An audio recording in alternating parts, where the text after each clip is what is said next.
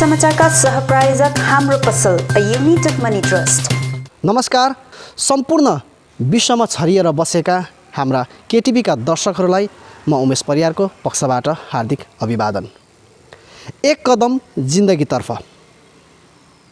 मानव जीवनमा जब कोरोना भाइरसले हस्तक्षेप गर्यो तब मानिसहरू बाँच्नको निम्ति यसको रामबाण एउटा जुन औषधि छ त्यो औषधि भयो घरभित्र लुकेर बस्ने।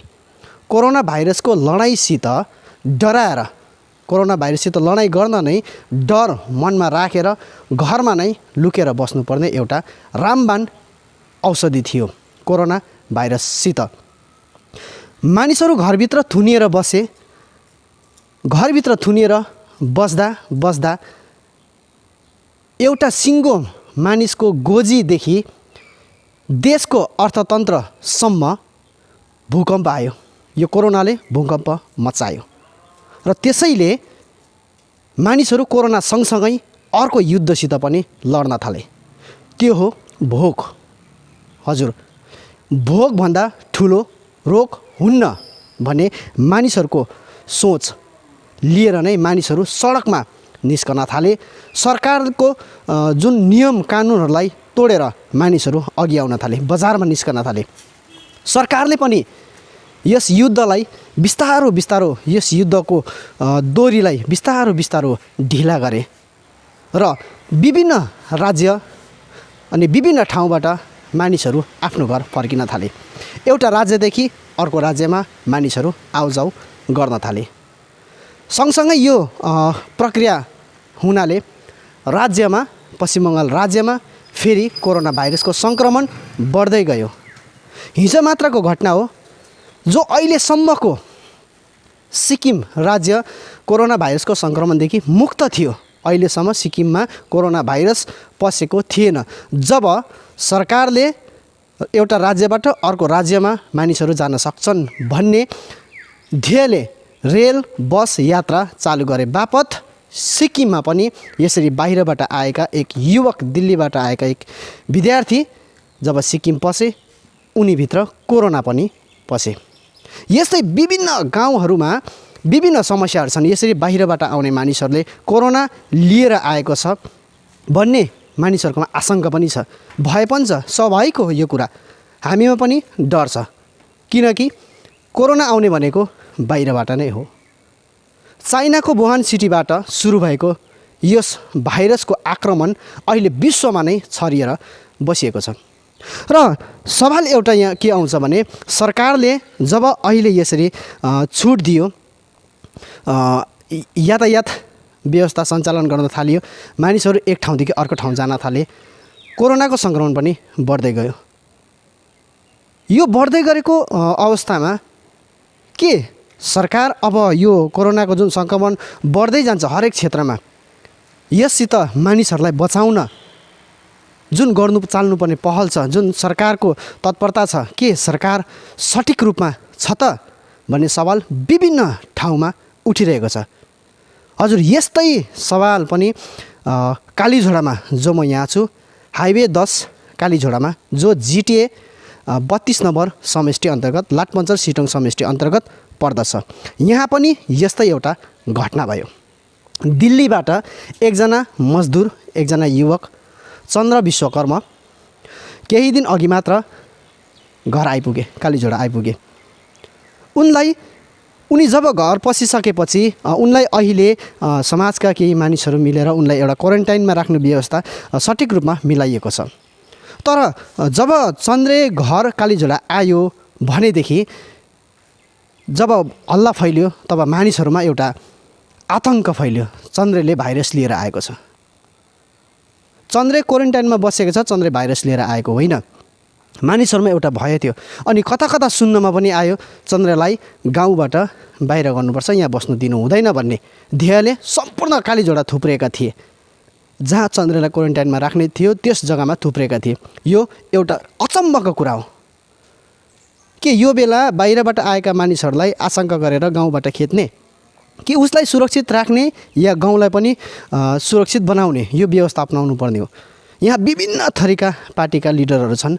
गोर्खा जनमुक्ति मोर्चा, तृणमूल अनि क्रामाक्पा गोरामुमु विभिन्न राजनीतिक दलहरू यहाँ शीर्षस्थ नेताहरू छन् र आज यस्ता विभिन्न समस्याहरू एउटा मुख्य कुरो तपाईँहरूलाई मैले भन्न बिर्सेछु एउटा मुख्य कुरो तपाईँहरूलाई भन्न लागिरहेको छु त्यो के हो भने देशको कुना कुनामा अहिले घडी स्वास्थ्य विभागको हर एकजना आशाकर्मीहरू घर घर पसेर त्यस घरको एउटा ट्राभल हिस्ट्री अनि उनीहरूको स्वास्थ्य हिस्ट्रीमाथि एउटा हिस्ट्री उठाउने जानकारी लिने काम गरिरहेको छ हरेक क्षेत्रमा। तर देशको एउटै मात्र ठाउँ यो होला जो कालीझोडामा अहिलेसम्म कोरोना सङ्क्रमण देशमा कोरोना सङ्क्रमण बढेदेखि यता अहिलेसम्म एकजना पनि आशाकर्मी छैन। भन्नुको मतलब स्वास्थ्य विभागले पनि कालीझोडालाई एउटा खेलाइँची रूपमा राखिरहेको हामीले देखिरहेका छौँ। जिटिए क्षेत्रमा पर्छ तर जिटिए क्षेत्रमा परे बापत यहाँको प्रशासनिक व्यवस्था नै डाबाडोल छ कि सिलगढीमा पर्ने हो कि जिटिएमा खर्साङले हेर्ने हो। खर्साङ महकुमा अन्तर्गत यसको पञ्चायत कालीझोडाको पञ्चायत हो सिटोङ 3 लाटपन्चर सिटोङ समष्टि अन्तर्गत पर्छ। तर यहाँ केही दिन अघि मात्र रासिनको मैले समस्या देखाएँ।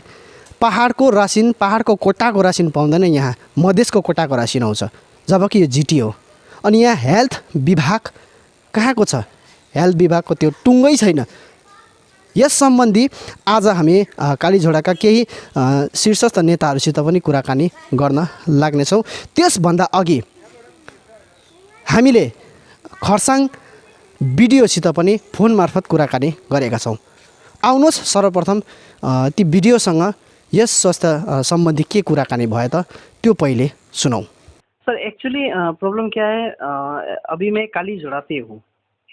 कालीझोड़ा में इसका आगे भी ये जो आपका जो राशन है पीडीएस जो राशन है उस राशन में भी कुछ माने समस्या आया है और अभी भी कुछ समस्या है। जैसे कि कालीझोड़ा जीटीए अंडर में है, लाटपन्चर सिटोङ समष्टि है ना सर।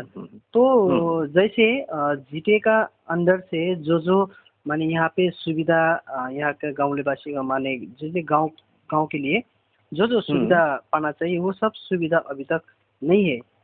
जैसे देखिए अभी कोरोना का संक्रमण चल रहा है ना, सब प्रिकॉशन लेना है, एक अवेयरनेस प्रोग्राम जगह जगह चल रहा है। वैसे में कालीझोड़ा में भारत में एक ही जगह होगा जो कालीझोड़ा में एक भी आपका आईसीडीएस कर्मी नहीं है, आशा कर्मी एक भी नहीं है। हाँ, तो एक वो हो गया। और दूसरी बात आपका राशन अभी तक पहाड़ का राशन नहीं मिल रहा है, सिलगुड़ी का राशन मिल रहा है ना। सिलीगुड़ी का ही तो राशन मिलेगा। वो तो एक्चुअली एमआर सब सिलीगुड़ी का अंडर है, ये प्रॉब्लम होगी और कुछ नहीं। ओके। और सर ये जो हेल्थ है, हेल्थ माने जीटीए का अंडर में है कि सिलगुड़ी का ही अंडर में हेल्थ भी? অ্যাকচুয়াল হচ্ছে আপনার 10 মাইল এরিয়াটা ওটা শিলিগুড়ি মাটিকাড়া আন্ডারে হয়ে গেছে হেলথটা। হ্যাঁ, अच्छा, प्रॉब्लम यही है। मेरा एक्चुअली 3 जो मौजा है मेरा पास आ गया है, ऑफिशियल से ऑलरेडी हो गया। लेकिन थोड़ा प्रॉब्लम ये जो ट्रांसफर थोड़ा काम है अभी तक खत्म नहीं हुआ। नहीं और कुछ नहीं। ओके। जैसे अभी देखिए सर माने बाहर से आदमी लोग अभी जीटीए क्षेत्र में पहाड़ दार्जिलिंग पहाड़ में डूब रहा है, जो दिल्ली बम्बई जो बाहर से, वैसे ही एक आदमी दिल्ली में कालीझोड़ा के एक आदमी काम कर रहा था, मजदूर है ना। वो मजदूर माने कालीझोड़ा में आया हुआ है। वो डायरेक्टली कालिम्पोंग गया था तो उनका जो स्वैब टेस्ट के लिए सैंपल निकाल के उनको फिर होम क्वारंटाइन के लिए भेजा हुआ है कालीझोड़ा में। तो कालीझोड़ा में एक घर ऐसे वैसे करके समाज की तरफ से गांव लोग मिलके एक घर को अलग से उनको क्वारंटाइन में रखा हुआ है। तो लेकिन अभी तक कोई भी माने हेल्थ का कोई भी डिपार्टमेंट कालीझोड़ा में एक भी अभी नहीं है। इसका आगे से भी माने जितना भी बाहर से आ रहा है क्या नहीं आ रहा है उसका जो डाटा कलेक्ट करना था है ना, आशा कर्मी जगह जगह घूम रहा है ना हेल्थ का, लेकिन खाली कालीझोड़ा में नहीं घूम रहा है। तो ये सब चीज से वंचित है कालीझोड़ा वासी। तो ये सब हाँ ठीक है, हम देख लूंगा। हाँ, बीएमएस के साथ बातचीत करूंगा जो वो आशा कर भी हमारा जो पता है जो बीएमएस का साथ बातचीत हुआ था, जो वो 10 माइल थोड़ा वो माटीगड़ा का आदमी है, माटीगड़ा के अंडर में है, उसका है वो बीएमएस के साथ अभी बात करूंगा। हाँ, जो एरिया है मेरा जो एरिया है जो बीएमएस का अंडर में है, वो सब आदमी कल जाएगा। ठीक है, हम ऑलरेडी, ठीक है, ओके, कल आएगा तब ना ठीक है, हमें उसको साथ पहले बातचीत करी जो क्यों नहीं गया। ठीक है, ओके।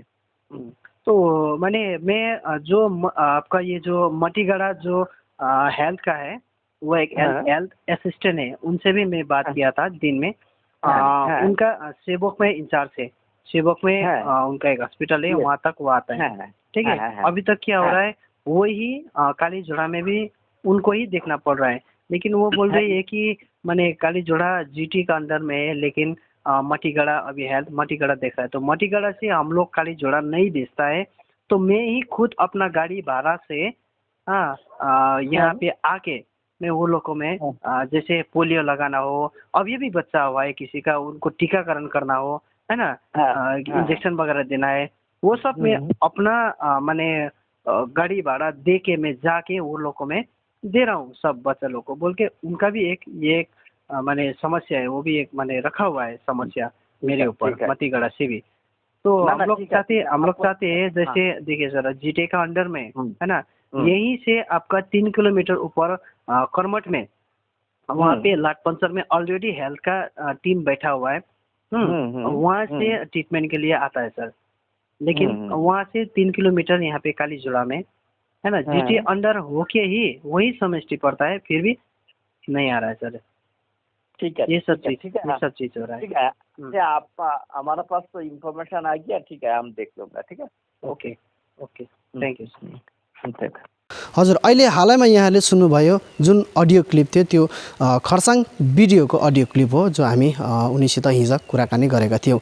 र उनीसित कुराकानी गर्दा मात्र यो कुरो थाहा भयो कि काली झोडाको यो समस्या लिएर त्यहाँ उनीहरू समक्ष यो कुनै पनि अपिल, कुनै पनि यस्तो मास पिटिसनहरू कुनै पनि पुगेको छैन भन्ने जानकारी पुगेको छैन भन्ने कुरा हामीलाई ज्ञात भयो। र केही दिनपछि फेरि उनले मतीगढा हुन्छ कि या खरसाङकै ब्लकमा हुन्छ त्यो कुराकानी गरेर फेरि हेल्थका कर्मचारीहरू पठाइदिने उहाँले हामीलाई आश्वासन दिनुभयो, तपाईँहरूले सुन्नुभएको छ।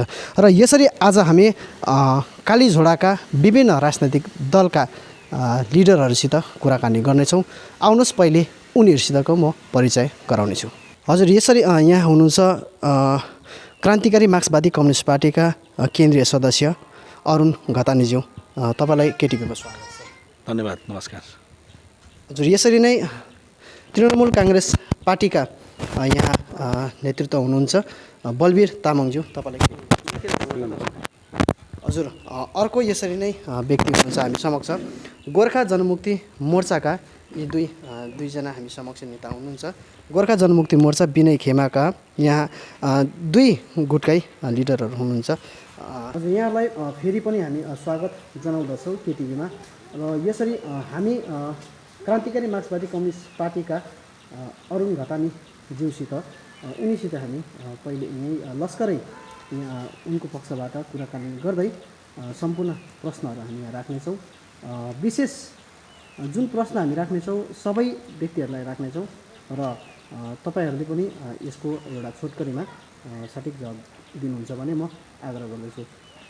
विशेष एउटा अहिलेको ताजा समस्या के भइरहेछ भने दिल्लीबाट एकजना मजदुर चन्द्र गजबेर कालीझोडा केही दिन अघि मात्र कालीझोडा आइपुगेका छन् र आइसकेपछि मानिसहरू आतङ्कित बनेका छन्, उनीमाथि कोरोना भाइरस पनि आयो भनेर। डराउनु स्वाभाविक हो, तर उनलाई गाउँ बाहिर गर्नुपर्छ भन्ने कुराहरू भइरहेको सुनियो कि यो सत्य हो भने किन बताउनु। नमस्कार। सबभन्दा पहिला म केटिभीको यो पहल जुन पहललाई म साधुवाद जनाउन चाहन्छु।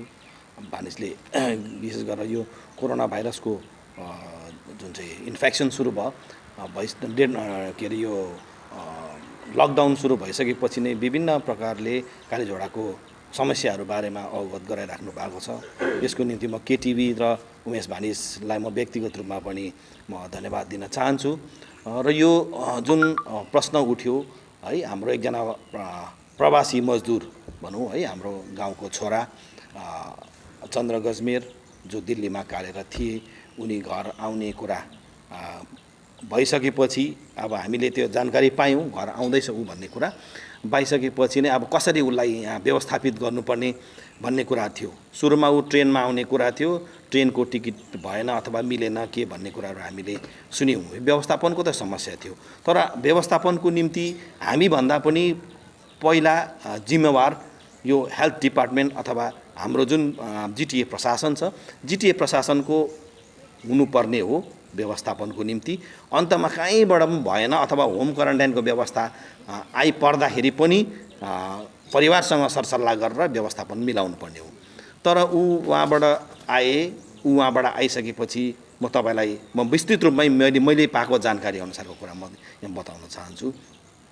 त्यसपछि हामी अलिक ग्याप भयो, हाम्रो ग्याप भयो, उहाँ उताबाट आउँदैछ अरे भन्ने कुरा त भयो। आइसकेपछि यहाँ जिटिएले नै जुन प्रकारले अहिलेसम्म अब इन्स्टिट्युसनल क्वारेन्टाइनको कुराहरू गरिरहेको छ है, अब उनीहरूले नै अब स्वाब टेस्टको व्यवस्था गरिरहेछ भने चाहिँ उनीहरूले केही व्यवस्था गर्छ भन्ने कुरामा हामी आश्वस्त थियौँ। र सिलगढीमै एउटा टेस्ट हुन्छ, त्यसपछि सिमलबाडीमा, त्यसपछि अब उसको घर जाने ठाउँमा उसलाई इन्स्टिट्युसनल क्वारेन्टाइन गराउने, यो विभिन्न कुराहरू थियो प्रक्रिया माझमा। त्यसपछि सिलगढी आएर उसलाई कालिम्पोङ लाने कुरा भएछ। कालिम्पोङ लाँदाखेरि उसलाई बाटोमा कहाँ टेस्ट भयो। कालिम्पोङ हामीले चाहिँ त्यति बेला मात्रै जानकारी पायौँ जब उसलाई कालिम्पोङबाट उसलाई फिर्ता गर्ने भयो। अब उसलाई होम क्वारेन्टाइनको कुरा भनेर फिर्ता गराउने भयो। त्यसपछि घरको मान्छे अतालियो। अब घरमा कसरी व्यवस्थापन, किनभने उसको घरमा त अब होम क्वारेन्टाइन गर्ने खालको त्यो व्यवस्थापन छैन घरमा। उसको 2टा कोठा छ, 2टा कोठामा एउटा भान्साघर, एउटा सबैजना बस्ने घर। त्यहाँनिर उसलाई त्यहाँ राख्नु कति सम्भव हुन्छ भन्ने कुरामा उसको परिवारमा एकदम एउटा आतङ्कको माहौल भइरहेको बेलामा हामीसँग आएर के कसो गर्नुपर्ने, लु त व्यवस्थापन गरौँ भनेर भन्दाखेरि हामीले सरसल्लाह गरेर त्यही गाउँमा एउटा खाली घर, रिक्त घर रहेको थियो, जहाँ जुन रिक्त घरमा नै व्यवस्थापन गर्नुपर्ने भयो। अब आपात परिसकेपछि उसलाई गाउँमा बस्नु नदिने, उसलाई आउनै नदिने भन्ने कुरा त आएन। प्रशासनले उसलाई अथवा हेल्थ डिपार्टमेन्टले उसलाई चाहिँ होम क्वारेन्टाइन भनेर पठाइसकेपछि उसको व्यवस्थापनको जिम्मेवारी घर परिवारमा आइपर्यो। अब विभिन्न ठाउँमा जुन प्रकारले हेर्दैछौँ हामी, त्यो हेर्दा त समाजहरूले जिम्मेवारी लिइरहेको छ। तर अब हाम्रो यहाँनिर त्यस्तो सामाजिक रूपमा होइन। यहाँ कुरा चाहिँ गाउँको मान्छेहरू उठिएर आएको छ, आतङ्कित भएर आयो, चन्द्रलाई यहाँबाट निकाल्नुपर्छ, बस्नु दिनु हुँदैन भन्ने सवाल आयो भन्ने कुराहरू सवाल छ। व्यवस्थापनको कुरा अहिले हामी गर्नेछौँ। पछि यो माथि के यो सत्य तपाईँलाई के लाग्छ, सत्य कुरा हो यो हो भने किन? अनि यही कुरा चाहिँ आयो, मान्छेमा एउटा स्वाभाविक हो कि मान्छेमा के अरे यो किनभनेदेखि अहिले कोरोनाको केरियर को भन्दाखेरि प्रवासी मजदुरहरू नै कोरोनाको केरियर हो भन्ने कुराहरू यो भइरहेको छ। त्यसले गर्दाखेरि यो कुरा मैले पनि सुने कि अब यसलाई बस्नु दिनु हुँदैन, खेद्नुपर्छ भन्ने कुराहरू भयो अरे भन्ने कुरा। तर फिल्डमा जहाँ चाहिँ हामी त्यहाँनिर उसको व्यवस्थापन गर्दै थियौँ त्यो ठाउँमा कसैले पनि यो कुराहरू उठाएनन्। अवश्य विरोध भयो, त्यहाँनिर राख्नु हुँदैन, हाम्रो घरको छेउमा छ, यस्तो हुन्छ उस्तो हुन्छ विभिन्न कुराहरू भयो। तर तिनीहरू आएर खेद्नुपर्छ भन्ने कुरा त आएन। तर पछिबाट हामीले जानकारी पायौँ कि यस्तो यस्तो कुरा पनि हुँदै थियो भन्ने कुरा। त्यो जो चाहिँ अनुचित हो, एउटा मानवताको नातामा मान्छे आपत परेको मान्छेलाई है व्यवस्थापन गर्नु, उसलाई जिम्मेवारी हाम्रो जिम्मेवारी हो एउटा मानवताको नातामा। तर उसलाई त्यहाँबाट खेदिसकेपछि ऊ कहाँ जान्छ, के गर्छ भन्ने कुरा भएको कुरा हो। सामाजिक रूपमा आम मान्छेहरूको धारणा यो हुनु स्वाभाविक हो। तर हामी एउटा जिम्मेवार नागरिकको हैसियतमा उसको व्यवस्थापन गर्ने कार्यमा पनि हामी लाग्नुपर्ने, जुन कुरो नै हामीले गरेँ। हजुर, सर्वप्रथम त म केटिभी च्यानललाई धेरै धेरै धन्यवाद दिन चाहन्छु। विशेष अहिले वर्तमान विश्वभरि नै यो कोभिड-19को प्रकोपमा हजुरहरूले जुन प्रकारको एउटा अवेरनेस जस्तो यो कार्यक्रमहरू तपाईँहरूले थाल्नुभएको छ, यो एउटा एकदमै सराहनीय कार्यक्रम छ। र विशेष भाइ म उमेश भाइलाई पनि धेरै धेरै धन्यवाद टक्राउन चाहन्छु। र जुन चाहिँ भाइको प्रश्न यहाँनिर वर्तमान कालीझोडा बजारमा दिल्लीबाट आउनुभएका हाम्रा प्रवासी मजदुर भाइ चन्द्र गजमेरको विषय लिएर जुन चाहिँ होम क्वारेन्टाइनमा उहाँलाई राखेको छ। र योभन्दा अगाडि उहाँ भाइ दिल्लीमै हुँदाखेरि मसँग धेरै कन्ट्याक्टमा थियो र मैले भाइलाई पनि भनेको थिएँ, भाइ तिमी केमा आउँछौ, ट्रेनको कुरा गर्दै थिएँ। भाइले पछि ट्रेन क्यान्सल भएर चाहिँ उहाँबाट नोइडामा आएर उसको एकजना हाम्रै गाउँको एकजना भाइसँग बसेर आगरा छेउ कतातिर बसेर 20-22 दिन त्यहाँ बसेर चाहिँ फाइनल्ली नोइडाबाट चाहिँ यो भाइ बसमा यात्रा गरेर आज घर आइपुगेको छ।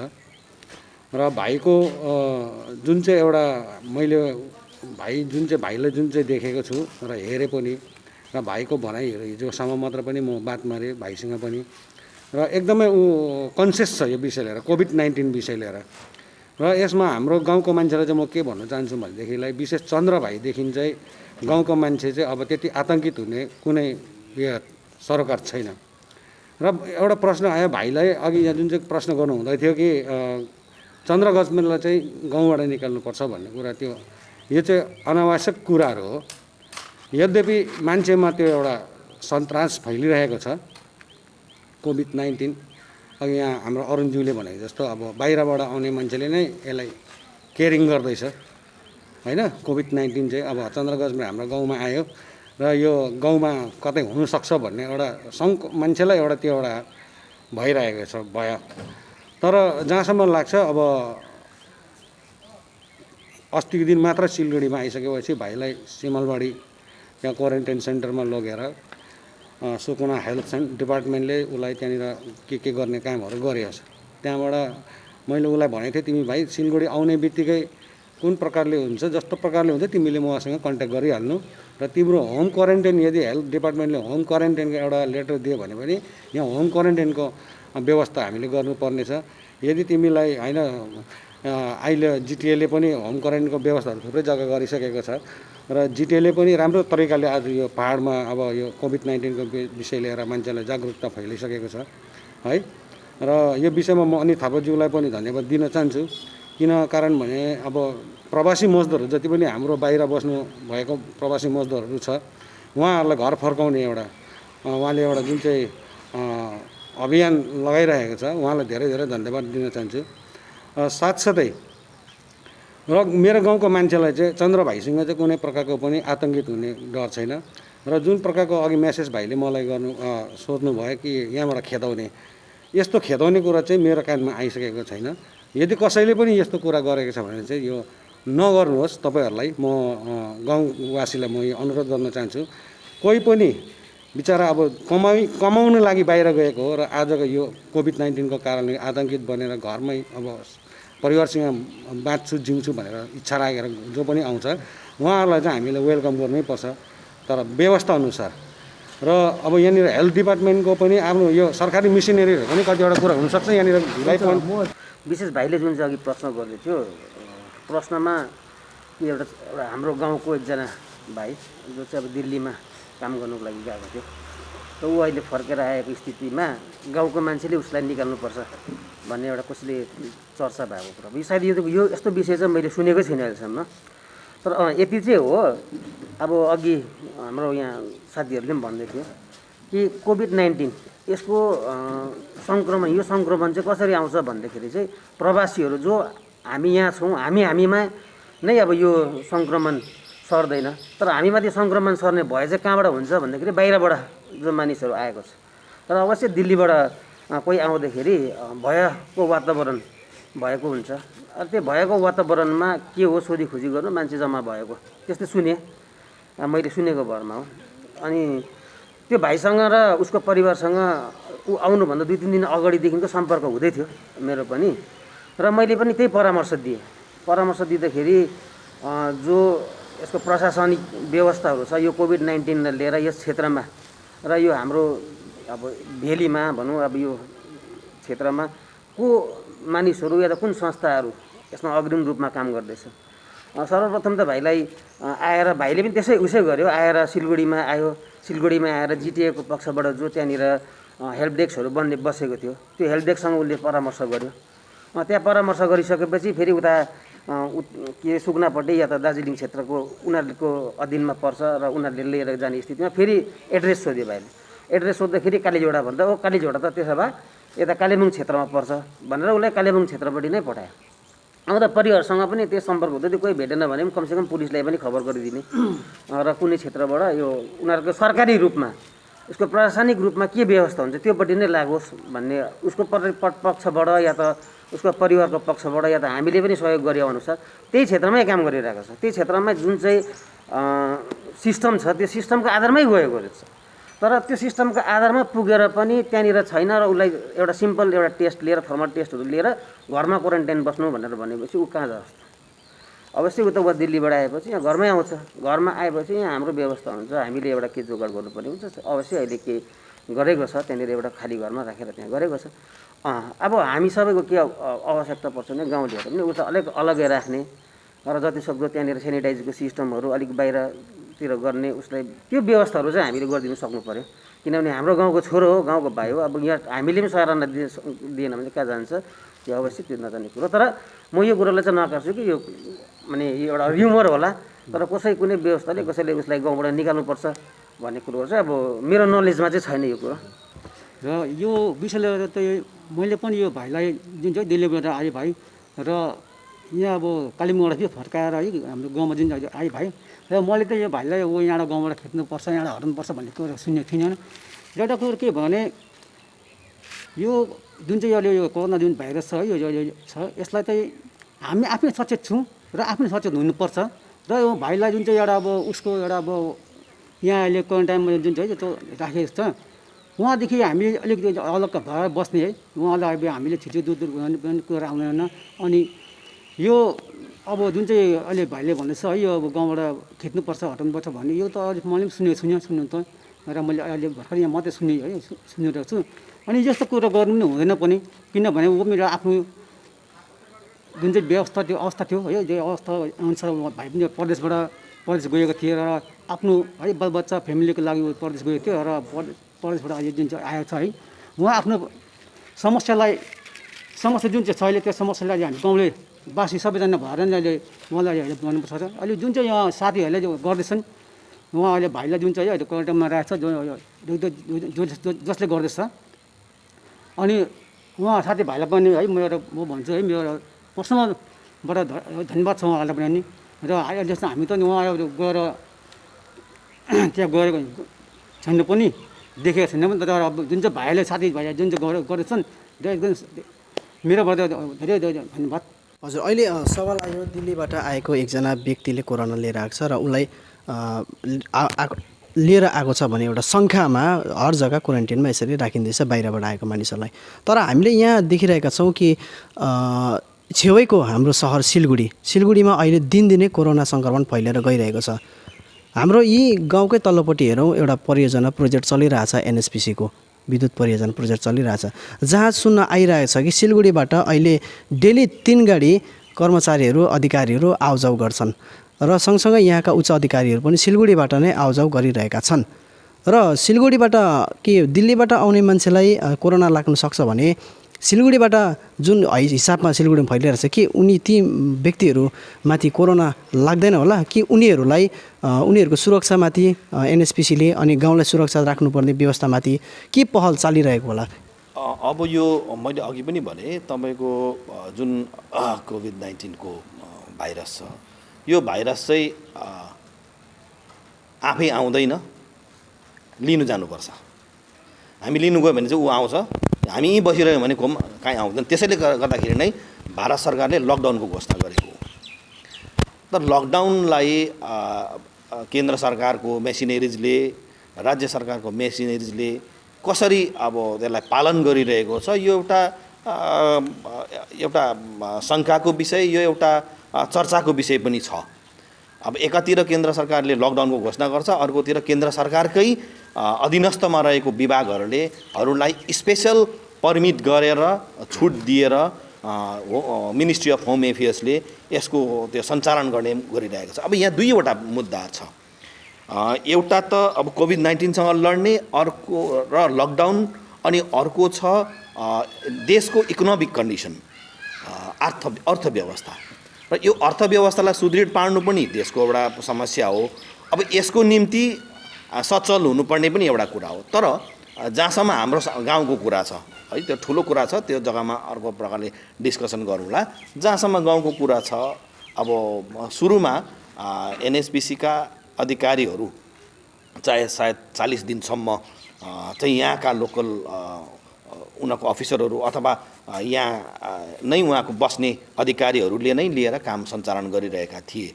त बिचमा फेरि सायद त्यो चौथो चरणको लकडाउनको घोषणा भइसकेपछि निकै खुकुलो बन्न गयो। त यो खुकुलो बनेपछि नै फेरि यो के भन्छ सङ्क्रमणको रेसियो पनि बढेर गयो है। त्यो एउटा चिन्ताको विषय हो र हाम्रो पनि सोचाइ यही भइरहेको छ कि स्थानीयले सञ्चालन गरिरहेको सफिसियन्ट नै प्रायः प्रोजेक्ट बन्द भएन, काम कुरो चलिरहेको थियो। यहाँको स्थानीय टेक्निसियन्सहरू पनि स्थानीय थियो। अहिले पावर जेनेरेट गर्नुसम्म थियो, त मेन्टेनेन्सको लागि पनि उनीहरूले मान्छे अधिकारीहरू ल्याउने काम भयो, जो चाहिँ मलाई व्यक्तिगत रूपमा भन्ने हो भनेदेखि मलाई उचित लागेको थिएन यो। त्यसले गर्दाखेरि योभन्दा अघि पनि केटिभीले एउटा लाइभ टेलिकास्ट गरेको थियो, जसमा मलाई प्रश्न गरेको बेलामा पनि मैले यसको कुरा त्यही प्रकारले राखेको थिएँ। यो प्रकारले बाहिरबाट अहिले नै आएर काम गर्नु उचित हुँदैन, किनभने उनीहरू यहाँ आउँछ, यहाँ आएर हाम्रो गाउँको मान्छे पनि जान्छ, यसरी गाउँमा सङ्क्रमण बढ्नु सक्छ। अब किनभने ठुलो हुद्दा आउँछ नि त, एकजना दुईजना त आउँदैन, अधिकारीहरू पनि आउँछ। अब यो अहिलेको कुरा चाहिँ के छ भनेदेखि मजदुरहरूमा भन्दा पनि बेसी हाई लेभलको बाट तल माथिबाट तलतिर सरेको यो रोग हो। त्यसले गर्दा ठुलो अफिसरलाई चाहिँ लाग्दैन, सानो गरिबलाई मात्र लाग्छ भन्ने कुरा चाहिँ होइन। ठुलो अफिसर नै प्रायः अहिलेसम्मको केरियर भइरहेको अवस्था हामीले देखिरहेका छौँ। र सिलगढी एउटा एक समयमा यो रेड जोनभित्र, पछाडि पिङ्क जोनभित्र, यो ओरेन्ज जोनभित्र, पछाडि अब अहिले कतिवटा जग्गा कन्टेनमेन्ट जोनमा पनि परिरहेको छ। र त्यहाँको अधिकारीहरू यसरी आएर यहाँनिर एज युजुअल प्रकारले काम हुने जुन प्रक्रिया भयो यो उचित होइन है। अब यसको निम्ति अब सुरुमा एनएचपिसीले यो पनि भन्नुपर्छ, गरेको कामलाई पनि भन्नुपर्छ। सुरुमा अब हामीले नै उनीहरूसँग सम्पर्क गरिसकेपछि सेनिटाइज गर्नुको लागि त्यो उनीहरूले केमिकल्सहरू दिएर त्यो हामीले त्यो पनि कामहरू गाउँमा गऱ्यौँ। उनीहरूले मास्कहरू पनि बाँड्यो है, तर त्यो सफिसियन्ट होइन। यो यिनीहरू काम सेनिटाइजेसनको कामहरू के त भयो, तर बाहिरबाट आउने कामलाई चाहिँ अहिले सरकारको जबसम्म पूर्ण रूपमा लकडाउनको खुलेको घोषणा हुँदैन त्यतिन्जेलसम्म नआएको उचित हो भन्ने कुरा नै हामीलाई लाग्छ। यो केवल एनएचपिसी होइन, एनएचपिसी लगायत अझै अर्को एजेन्सी पनि छ जो रेलवे छ। यो रेलवेको अधिकारीहरू पनि जो यहाँ बस्दै थिए, यहाँको वर्करहरू थिए, उनीहरूले लिएर काम गरिरहेको, तर बिचमा अचानक फेरि उनीहरूले बाहिरबाट लेबर त कति आएको छ त्यो प्रायः सबैलाई थाहा छ गाउँमा, तर त्यो सँगसँगै अधिकारीहरू पनि आउँदैछ। र अधिकारीहरू व्यवस्था छैन, ऊ पनि गएसम्म उहाँ यहीँनिर बस्नुपर्ने हो।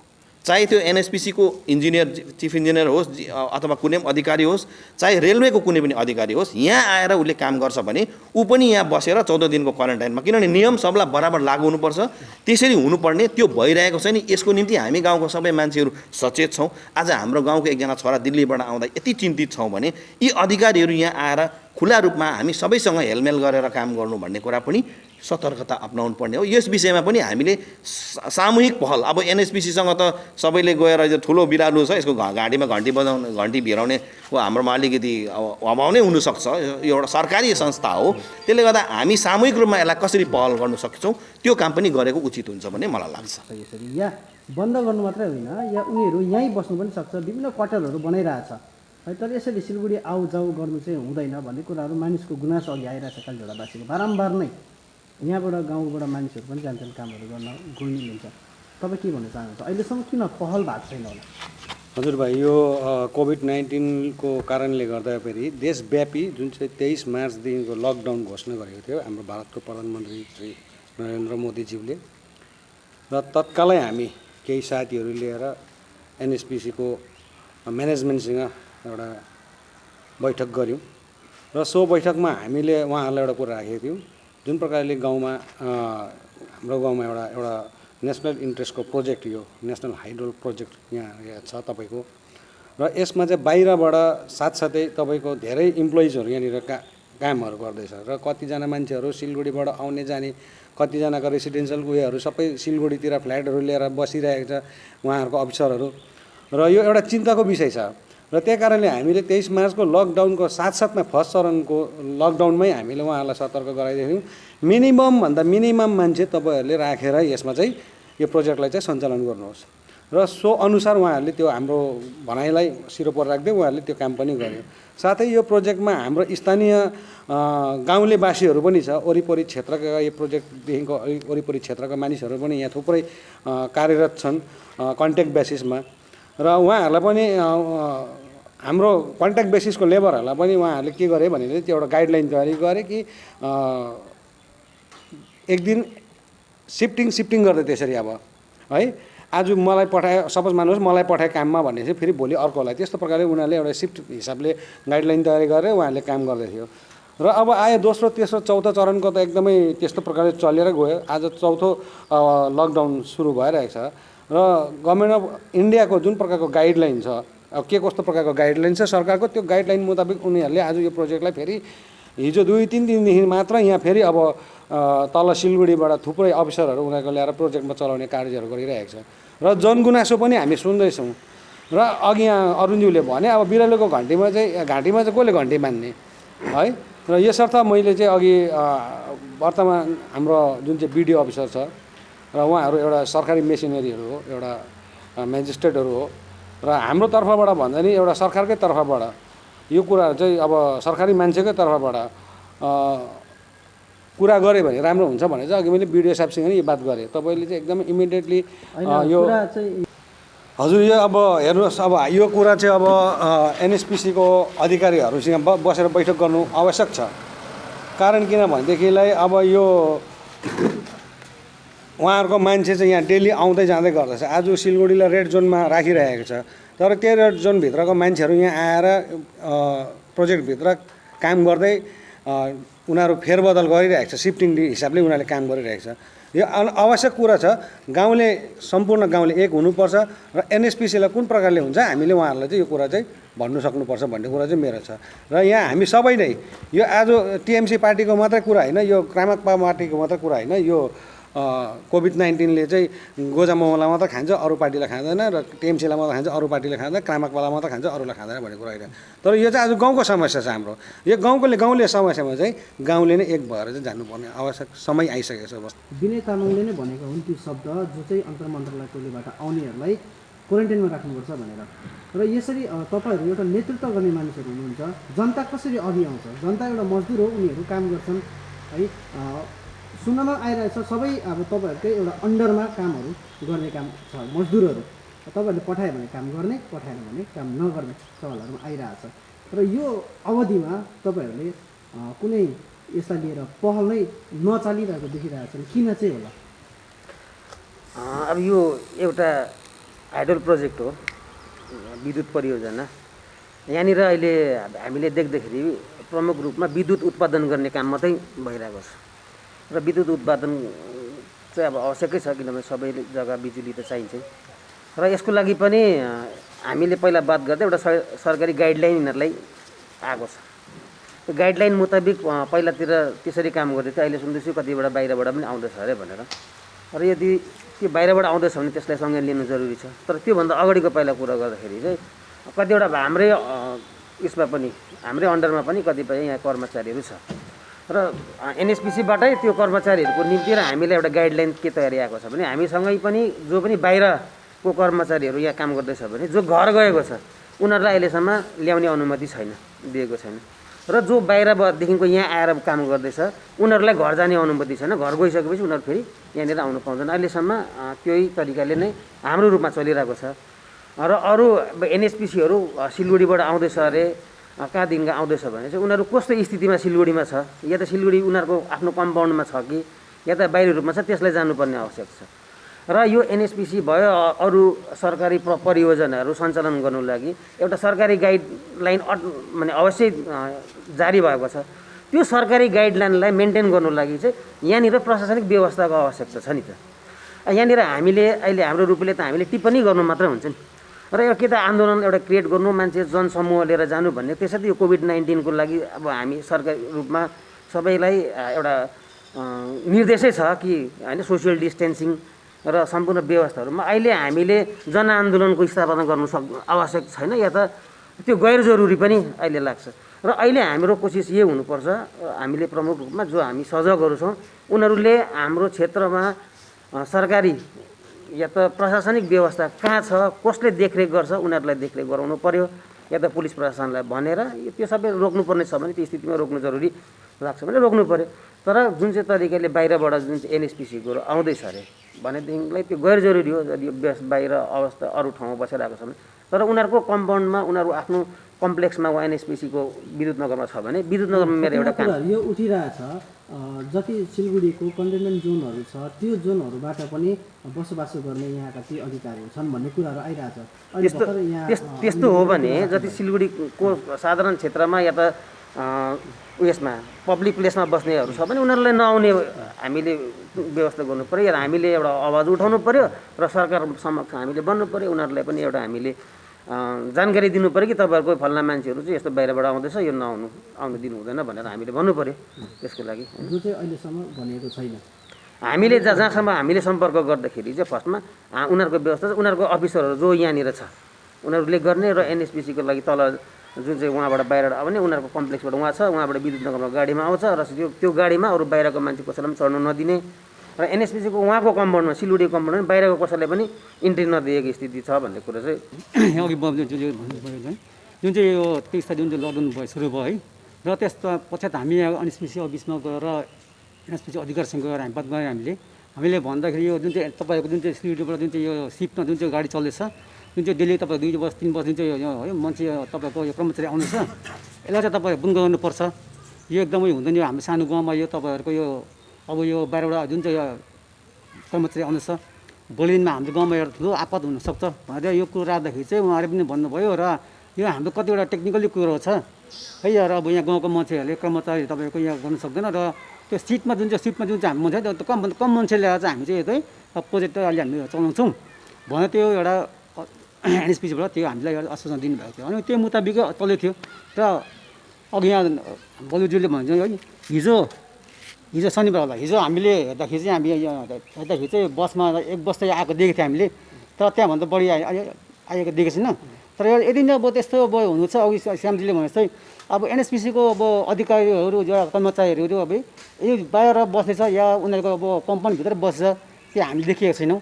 है अब अरे उनीहरू छ अरे कहाँ बस्दैछ अरे भनेको छ अरेको छ। मानिसहरूले आफ्नो सुरक्षाको निम्ति चाहिँ यो माने सवाल उठाइरहेछ कि जो सिलगढीबाट आउनेहरू छ सिएसएफ होस् या अरू कोही अधिकारीहरू उनीहरूको निम्ति यहाँ पुरै क्वार्टरहरू बनाइएको छ उनीहरू यहीँ बसेर काम गरोस् हामीले पनि सुरक्षित हुन्छ भन्ने कुराहरू यहाँका मजदुरहरूले बारम्बार कुरा उठाइरहेको छ। अहिले हामी ती मजदुरहरूसित पनि कुराकानी गर्नेछौँ है। यो माथि तपाईँको के छ जस्तै हेर्नुहोस् अहिलेको यहाँनिर अब सरकार भनेको एनएचपिसी रेलवे है अहिलेको अब जस्तै चन्द्र एकजना क्वारेन्टिनमा राख्नुपर्ने अवस्था आयो अझै अरू पनि भाइहरू छ हाम्रो जो गाउँबाट बाहिर जाने उनीहरू आउँछन्। यो एउटा क्वारेन्टाइन सेन्टर बनाइनु पर्ने थियो गाउँमा एउटा तर त्यो व्यवस्था भएको छैन। यो एनएचपिसीबाट तपाईँहरूले पहल चालेर भए पनि गर्नु सकिन्थ्यो है। अहिले एकजना क्वारेन्टाइन राख्नु पऱ्यो भने गाउँ घर खोजी हिँड्नुपर्छ उसलाई कहाँ राख्नुपर्ने भनेर यो माथि पहल चाहिँ किन नभएको होला। अहिले सरकारले लकडाउन खोल्दैछ है तर यो लकडाउन खोलिसकेपछि यहाँबाट हुने जुन बिमारी छ फेरि त्यसलाई कन्ट्रोलमा ल्याउनु लागि त एउटा सठिक पहल चाल्नुपर्ने हो है। तर यो पहलहरू कालीझोडामा चालिएको देखिँदैन। मेन एनएचपिसीले गरेको देखिँदैन। त्यो सेनिटाइजरहरू जुन छर्क्यो त्यहाँदेखि उता अरू काम के गरेको देखिएको छैन नि। यो चाहिँ के भइरहेको होला यो विषय के भने अब एनएचपिसीको जुन चाहिँ क्वार्टरहरू बनिएको छ है यहाँ अब क्वार्टरहरू हामीले हेर्दा पनि अब एनएचपिसीको जुन चाहिँ यो स्टाफहरूको लागि सफिसियन्ट एउटा क्वार्टर यहाँ छ है तर उनीहरूको पनि एउटा अब आफ्नो व्यवस्थाले गर्दाखेरि चाहिँ यहाँ अब सिडी जुन चाहिँ कायरामा एउटा अब भरिपूर्ण जुन चाहिँ एउटा नानीहरूलाई भनौँ एउटा आफ्नो फ्यामिलीलाई भनौँ एउटा सुविधा त अब साह्रै हाम्रो गाउँमा पनि है त्यो अब सकिँदैन छैन र त्यो कारणले होला सायद उनीहरू सिलगढीमा प्रायः उनीहरू अब एउटा अब आफ्नो फ्ल्याट लिएर या आफ्नो क्वार्टरमा अब उहाँहरू बस्छन् त्यसलाई हामी अब साह्रै अब गएर जानु सकिँदैन होइन। र अब मलाई लाग्छ अब के हो अब एनएचपिसीमा अब जुन चाहिँ अब एनएचपिसी क्वार्टर छ यहाँ अब त्यो क्वार्टर त त्यो अब सफिसियन्ट छैन र त्यो कारणले आज उनीहरू बाहिर बसेर अब उनीहरू आउने जाने गर्छन् र त्यसमा पनि अब हामीले गाउँलेवासी सबैजना मिलेर र अब यदि अब रेड जोन सिडी यो जुन घोषित गरेको छ र त्यहाँ त त्यसलाई चाहिँ हामीले पनि अब गाउँलेवासी सबैजना मिलेर नि अब उनीहरूलाई अब त्यो अलिकति अब रोकथाम गर्ने काम चाहिँ गर्नुपर्छ जस्तो लाग्छ मलाई पनि गर्नु जरुरी पनि छ। विशेष अब हामी यहाँ साह्रै यताबाट छेउबाट भयो अब हामी सेन्टरबाट पनि कुराकानी गरौँ। विशेष अहिले घडी कालीझोडा जिटिए अन्डरमा परेको छ भन्ने कुरा भइरहेछ। अहिले हामी समक्ष हुनुहुन्छ तपाईँहरू छेउछाउमा हुनुहुन्छ गोर्खा जनमुक्ति मोर्चा नेतृत्व नम्बर जो चाहिँ पाहाडको एउटा अहिलेको देखिएको शक्तिशाली दलको रूपमा छ है जो सत्तामा छ। तर कालीझोडालाई एउटा लापरवाही रूपमा छुट्टै रूपमा राखिएको देखिरहेको छ। जिटिएमा त हुने नि, तर कुनै पनि सठिक रूपमा व्यवस्था प्रशासनिकदेखि लिएर अरू हेल्थदेखि लिएर अरू कुनै पनि सुविधाहरू मानिसहरू यो सुविधादेखि वञ्चित रहेको हामीले देखिरहेका छौँ। यहाँ एकजना पनि आशाकर्मीहरू छैन है। साथसाथै जुन रासनको समस्या मैले योभन्दा अघि पनि उठाएको थिएँ, अन्य धेरै समस्याहरू छ। यो माथि पहल किन नभएको होला अहिलेसम्म, तपाईँलाई के लाग्छ? टिएमसी पार्टीबाट के छ होला, सरकार तपाईँको छ राज्यमा? हजुर, यो विषयलाई चाहिँ म के भन्न चाहन्छु भनेदेखिलाई यो बारम्बार हामीले कुरा उठाउँदैछौँ, पार्टीको लेभलमा पनि प्रशासनिक हिसाबमा पनि हामी यो कुराहरू राख्दैछौँ। कालीझोडा योभन्दा अगाडि 2009सम्ममा यो पञ्चायतीकरणभित्र थियो, संलग्न थियो कालीझोडा, सेवक, समरडाँगा जसलाई भनिन्छ। र आफ्टर 2009-2007को जुन चाहिँ गोर्खाल्यान्डको आन्दोलनपछि त्यसताका वामफ्रन्ट सरकारले एउटा नोटिफिकेसन जारी गरियो। जुन नोटिफिकेसन जारी भइसकेपछि चाहिँ यो पूर्ण रूपमा जिटिए अन्तर्भुक्त हुन्छ भन्ने कुरा आयो। र यहाँ थुप्रै त्यस समय आन्दोलनकारीहरूले त्यो समय अब कालीझोडा चाहिँ जिटिएभित्र अन्तर्भुक्त हुने रहेछ भनेर चाहिँ पटेका सटेका पनि पड्काउने कामहरू भयो। र मैले चाहिँ त्यति बेला मलाई चाहिँ एउटा खिन्न लाग्यो भन्दाखेरि चाहिँ मलाई त्यो समयमा एउटा एकपट्टि जातिवादी एउटा आन्दोलन, गोर्खाल्यान्डको आन्दोलन, सबैलाई चाहिने गोर्खाल्यान्डको आन्दोलन, र एकपट्टि चाहिँ हाम्रो प्रशासनिक व्यवस्था पनि अब डावाडोल भएर जाने रहेछ भनेर चिन्ता लाग्यो त्यस समय मलाई। र मैले त्यति बेला 2-4जना साथीहरूलाई क्वेसन पनि गरेँ, साथी हो आज हामी खुसी मनाउँदैछौँ भने भोलि सायद यो खुसीको बदली चाहिँ फेरि रुनु पर्ने समय आउँछ होला। कारण किनभने जुन प्रकारले हाम्रो आज यहाँ पञ्चायती व्यवस्था सबै मिलिरहेको थियो, यो जिटिएसभित्र गइसकेपछि यो भत्ताभुङ्गै भएर जान्छ भन्ने कुरा अब साँच्चै नै सो नै भयो। र 2009मा देखिको यता कालीझोडा, सुबुक, समरडाँगा पञ्चायती व्यवस्थादेखिको एकदमै यो सकिएर गयो। सायद भारतको इतिहासमा पहिलोपल्ट यो कुरा होला कि एउटा सरकारी व्यवस्थामा बसेको गाउँ फेरि अचानक त्यो व्यवस्थाबाट चाहिँ विच्छिन्न भएर छुट्टिएर जानु भन्ने कुरा चाहिँ एउटा भारतको इतिहासमै सबैभन्दा ठुलो कुरा होला। हामीले यो विषय लिएर हाम्रा राज्यका मुख्यमन्त्री सुश्री ममता ब्यानर्जीले पनि हामीले डेपुटेसनहरू दिइसकेका छौँ है। 2016मा गएर कलकत्तामा गएर हामीले त्यस समय हाम्रो यहाँ श्यामज्यू पनि हुनुहुन्थ्यो, हामी कलकत्तामा स्वयं गएर पञ्चायत मिनिस्टरलाई पनि गएर हामीले यसको डेपुटेसनहरू दिइसकेका छौँ। र हामी चाहिँ एकदमै सानी आमाको छोराछोरीको जस्तै व्यवहार हामीमाथि भइरहेको छ। र सरकारले चाहिँ कालीझोडा, समरडाँगा र सेवकको बासिन्दाको निम्ति चाहिँ एउटा उपयोग गर्नुपर्छ, के न के सहुलियत दिनुपर्छ। र प्रथमत हाम्रो माग थियो कालीझोडा चाहिँ एउटा अलग्गै एउटा कालीझोडालाई लिएर सेन्ट्रलाइज गरेर अलग एउटा पञ्चायती व्यवस्था हुनुपर्छ भन्ने कुरा हाम्रो माग थियो। र यो एकदमै राम्रो प्रोसेसमा जाँदै थियो। र भिडियो मार्फत हामीलाई बोलाएको पनि थियो खरसाङमा कि यसको एरियाहरू के कस्तो प्रकारले चाहिँ के प्रकारले छुटाउनु पर्ने भन्ने विषयहरू लिएर यो चल्दै थियो। र फेरि हत्तै 2017को आन्दोलन आयो। 2017को आन्दोलनले हाम्रो यो एउटा जुन चाहिँ गाडी कुद्दै थियो, गाडीलाई फेरि हामीले ब्रेक दिनु पर्यो। र जे होस् आज हामी सरकारी कतिपय सहुलियतबाट वञ्चित। जिटिएमा छ कि जिटिएमा छैन? अवश्य छ, जिटिएमा छ आज। तर जिटिए तर्फबाट चाहिँ आजसम्म कुनै पनि प्रकारको त्यस्तो अब सरकारी सहुलियतहरू हामीले प्राप्त गर्न सकेको छैनौँ। यो दुःखको कुरा छ। हुनसक्छ यहाँनिर है मनरेगाको कामहरू यहाँ हामीले भनेको जस्तो गर्न सकेको छैनौँ है। थुप्रै परियोजनाहरू छ, सरकारी परियोजनाहरू छ, त्यो परियोजनाहरू कालीझोडाको मान्छेले उपभोग गर्न सकेको छ। फेलुर हुनुको कारण के होला?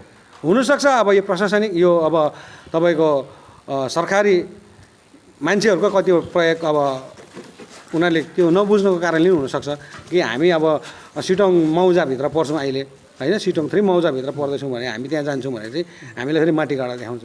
उहिले हाम्रो माटीगाडा ब्लक शिव मन्दिर हाम्रो त्यहाँनिर बिडिओ अफिस थियो, चम्पासरी ग्राम पञ्चायत।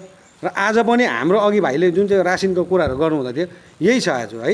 र हामीलाई कालीझोडा हामी जिटिए क्षेत्रभित्र परे तापनि सेवक, समरडाँगा, कालीझोडा फेरि जिटिए क्षेत्र परे तापनि तर हामीले सरकारी रासिन चाहिँ किन तराईको क्वान्टिटीमा पाउँछौँ भन्ने कुरा आउँदै थियो भनेदेखिलाई चाहिँ यो कुरा म भन्न चाहँदैछु। र आज यो सबै कुरो नोटिफिकेसन सरकारले जाहेर गरे तापनि यो क्षेत्रलाई मात्रै हालेको छ जिटिएभित्र। हेर्नुहोस् यो एकदम क्लियर कुरा छ, यो हाम्रो जग्गा मात्रै जिटिएभित्र हालिरहेको छ। तर यहाँको बासिन्दालाई चाहिँ आजसम्म जिटिएभित्र हामी अन्तर्भुक्त सायद हुन सकेको छौँ जस्तो लागेको छैन। किन भन्दा चाहिँ त्यो सहुलियतहरू हामीले पाएको छैनौँ नि त। आज हामी त्यो क्षेत्रभित्र मान्छे पनि त्यो भित्र गएको भए चाहिँ त्यो सहुलियत हामीले पाउन सक्थ्यौँ होला, तर मान्छे चाहिँ गएको छैन जस्तो लाग्दैछ। र यही आन्दोलन हामीले गर्दैछौँ आज पनि हुँदैछ।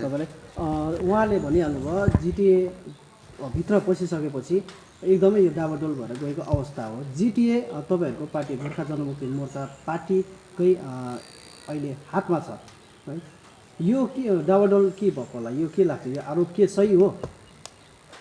कालीझोडा चाहिँ मेरो भाषाले भन्नु चाहिँ गोर्खाल्यान्ड आन्दोलन अहिलेसम्म जति भयो गोर्खाल्यान्ड आन्दोलनले दोक्चिएको गोदेखाएको गाउँ हो कालीझोडा चाहिँ। जति बेलादेखिको यो 86 भन्दा अगाडिको अलिअलि त्यो जिल्ला परिषद हुँदाखेरिको कुराहरूमा अलिअलि गाउँ छ। त्यति बेला एउटा यो क्षेत्रलाई हाट बजारकै रूपमा पनि हाम्रै बाउहरूले एउटा यहाँ क्षेत्रमा यो डिआई फन्डको रूपमा गर्नु कुरा चल्दै थियो। यहाँ कतिवटा क्षेत्र डिआई फन्ड थियो, त्यही डिआई फन्ड हुन लागेको बेलामा 86 आन्दोलन भयो।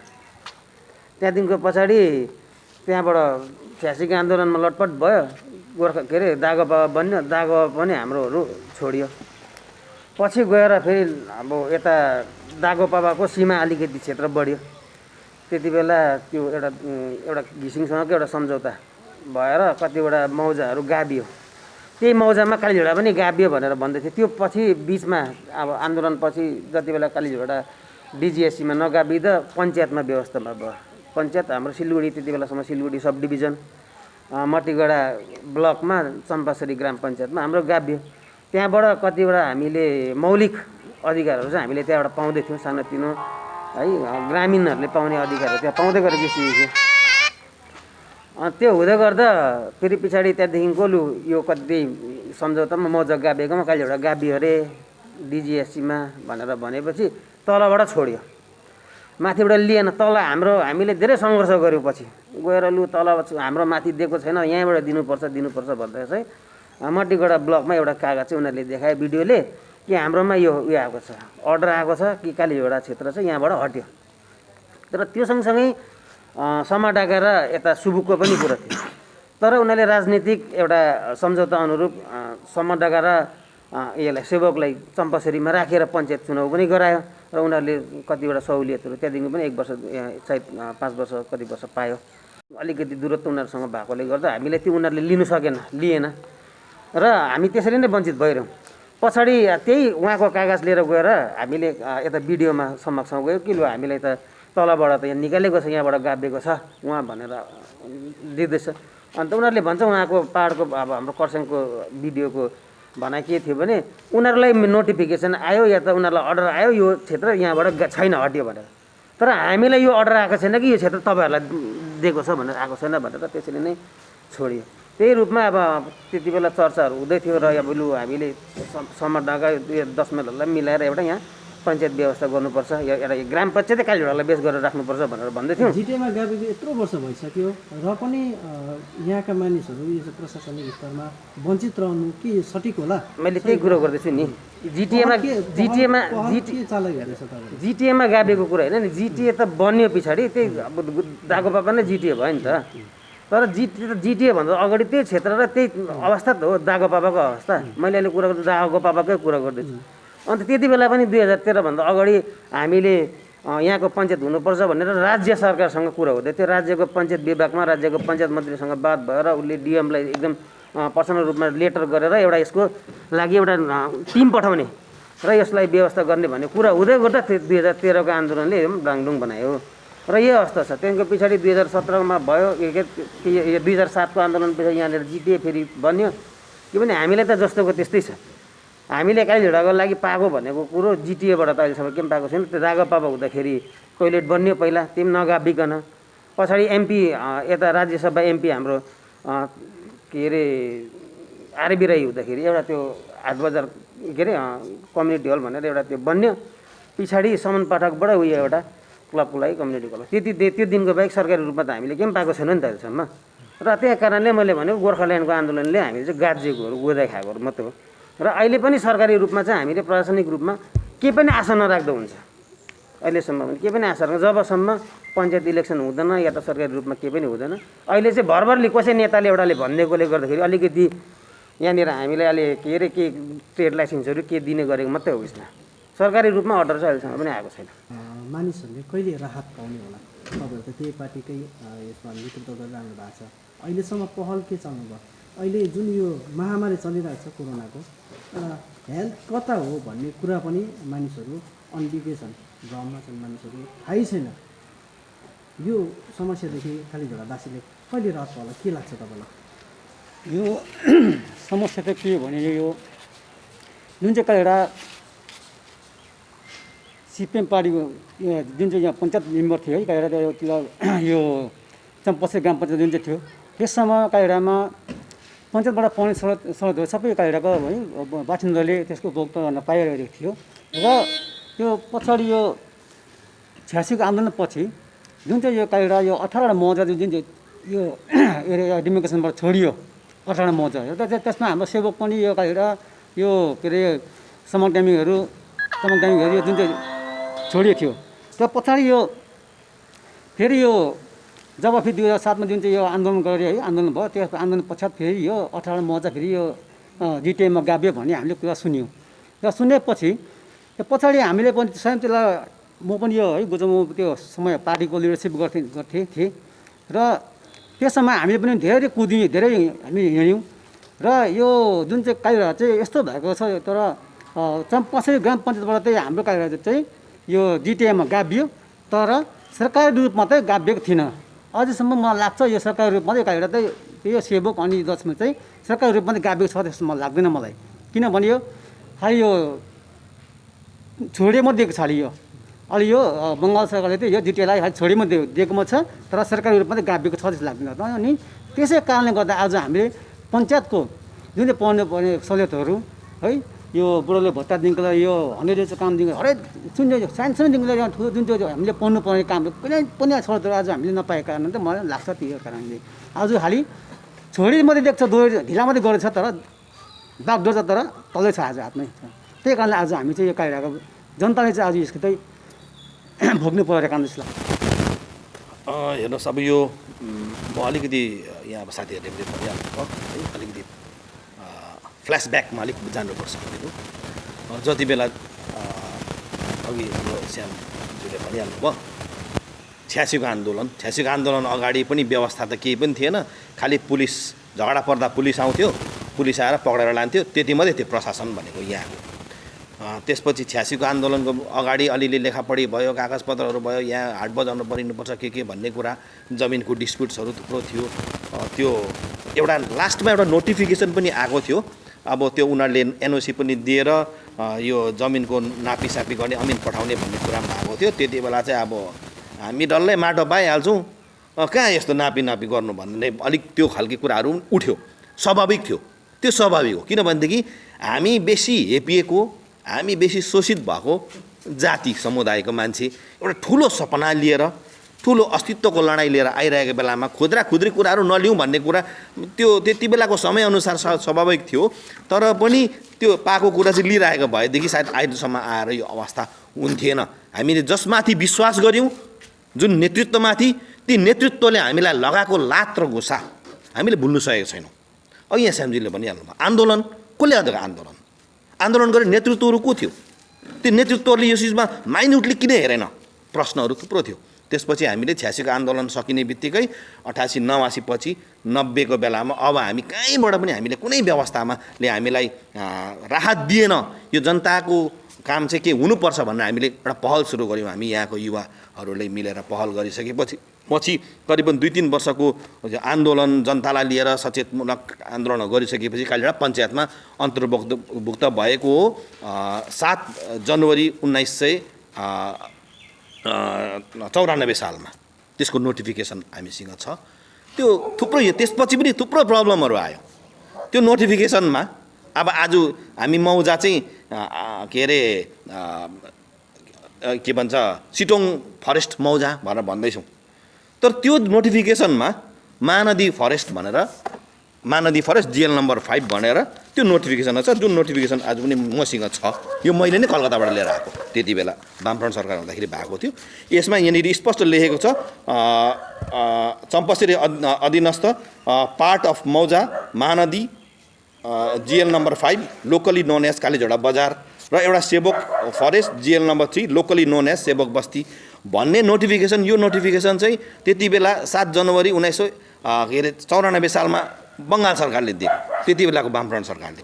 त्यसपछि अहिले आएर यो मौजा फेरि सर मौजा त कहिले चेन्ज हुँदैन नि, मौजा अहिले चेन्ज भएर सिटोङ फरेस्ट मौजा भन्ने आयो।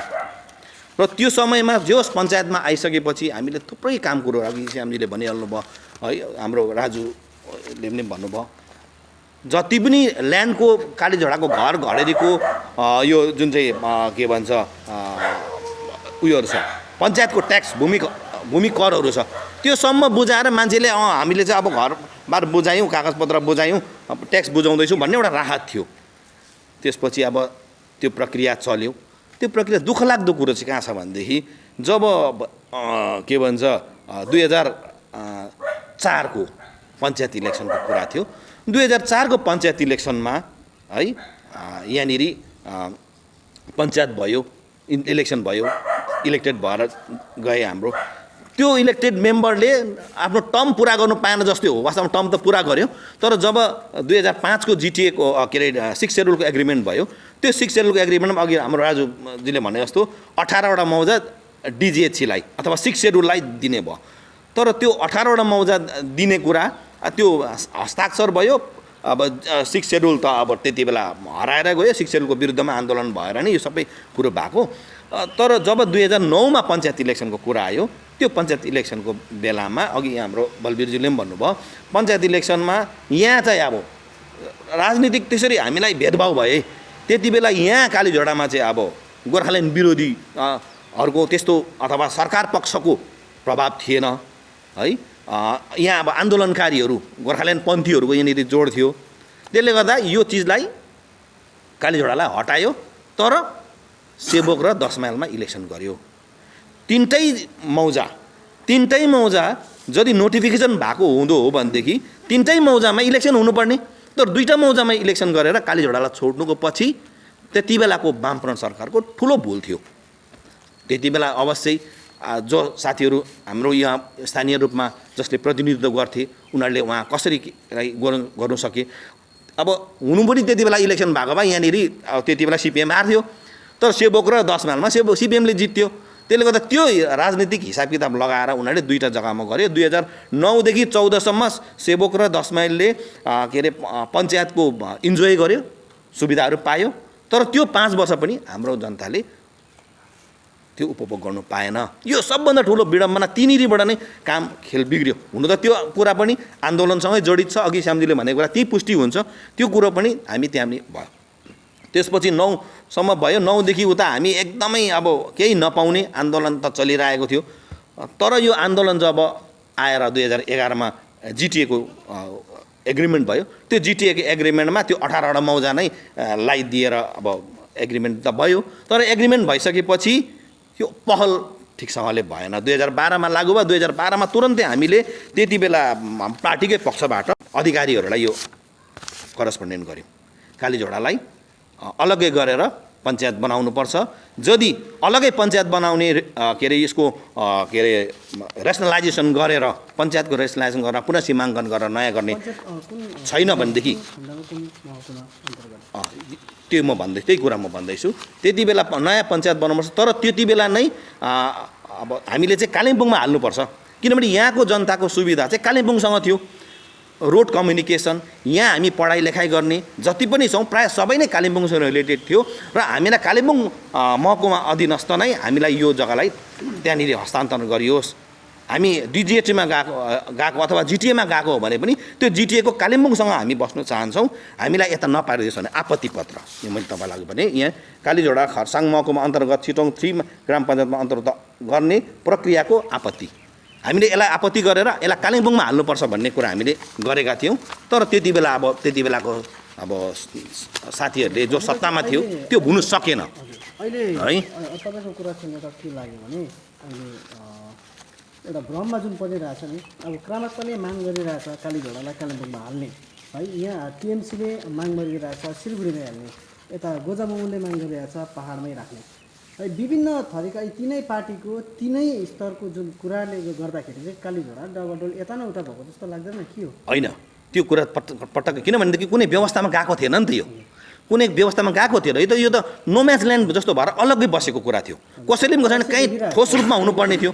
त्यसपछि नै कालिम्पोङ जिल्लाको प्रक्रिया सुरु भयो। कालिम्पोङ जिल्ला प्रक्रिया सुरु भएपछि अब कालिम्पोङ जिल्ला नै हामीलाई सुविधा हुन्छ, किनभने खरसाङ जान हामीलाई असुविधा हुन्छ भनेर हामीले करस्पोन्डेन्ट गऱ्यौँ, जुन करस्पोन्डेन्टको कुनै अब रेस्पोन्स भएन सरकार पक्षबाट नै भन्नुपर्छ हामीले। तर यद्यपि यो अब यता हिलमा अथवा खरसाङमा पर्छ भन्ने कुरा आयो।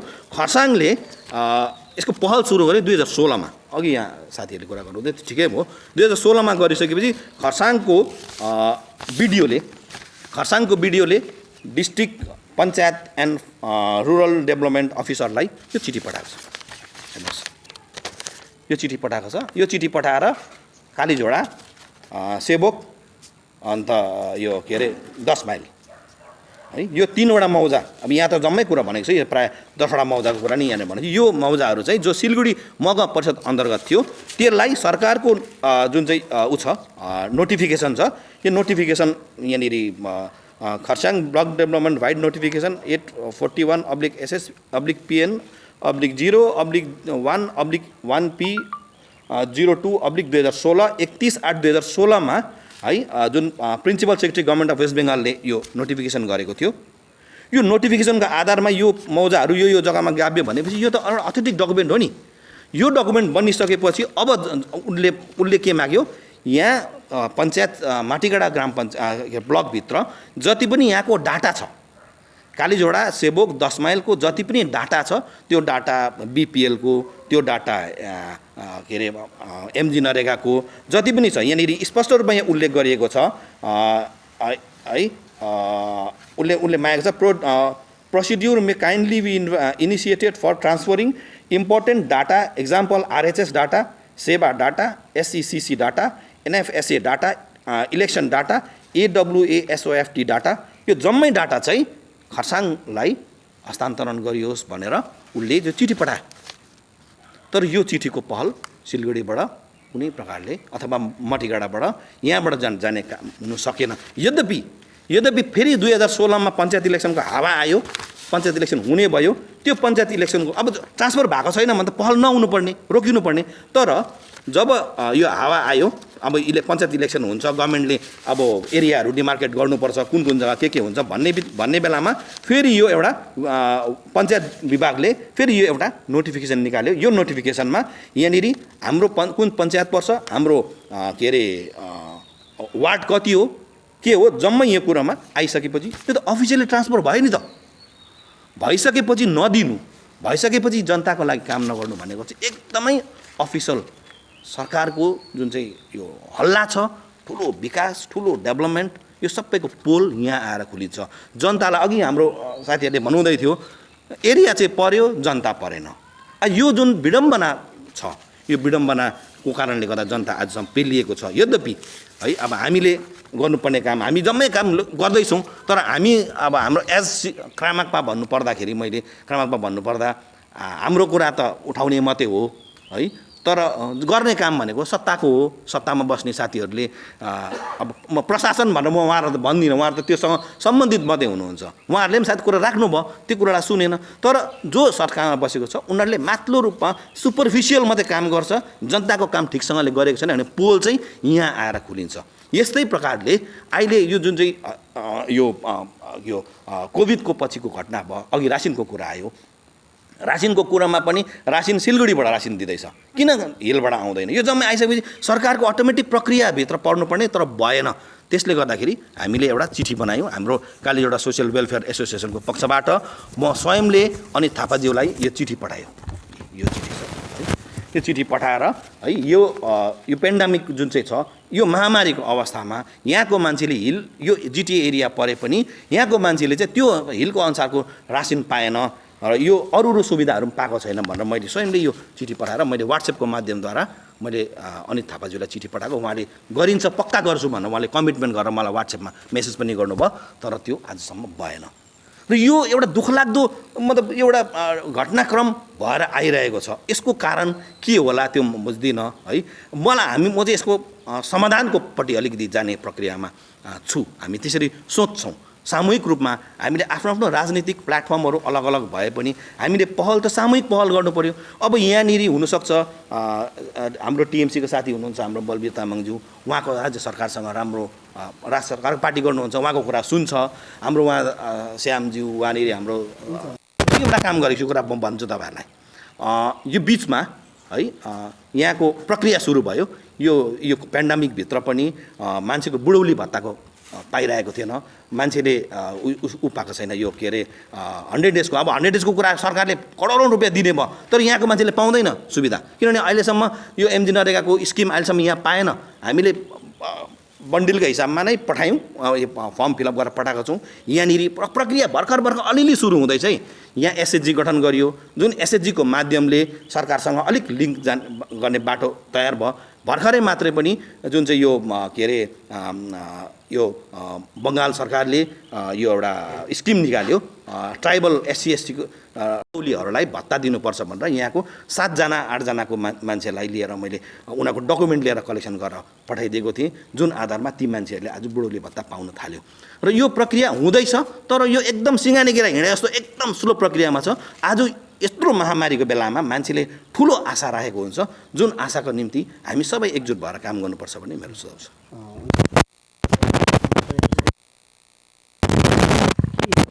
यो अहिले हामीले सबै सम्पूर्ण कुराहरू सुनिहाल्यौँ। सम्बन्धित विभागले, सरकारले, सम्बन्धित निकायले कुनै चासो देखाएको छैन कालीझोडामाथि। र यो कोरोना भाइरसको जुन महामारी चलिरहेछ, यो अवस्थामा सरकारबाट कुनै त्यस्तो पहल पनि चालिएको छैन। कालीझोडालाई, कालीझोडावासीलाई सुरक्षित राख्नुपर्छ कसरी भन्ने पहलहरू के चालेको छैन भन्ने कुराहरू अघि आयो।